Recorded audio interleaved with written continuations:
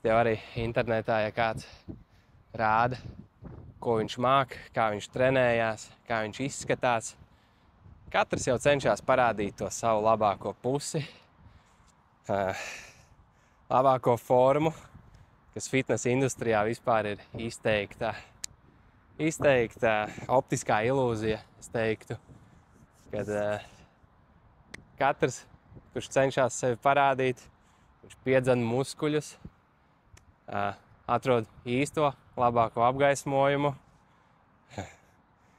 ir savā labākajā formā, tieši pēc treniņa, sadzēries pie workout, piedzins muskuļus, un tad viņš uztaisa bildes vai video un apstrādā vēl pēcapstrādes programmās, ieliek internetā un izskatās vienkārši wow, crazy, es arī tā gribu. Bet realitātē jau viss jau nav tik forši.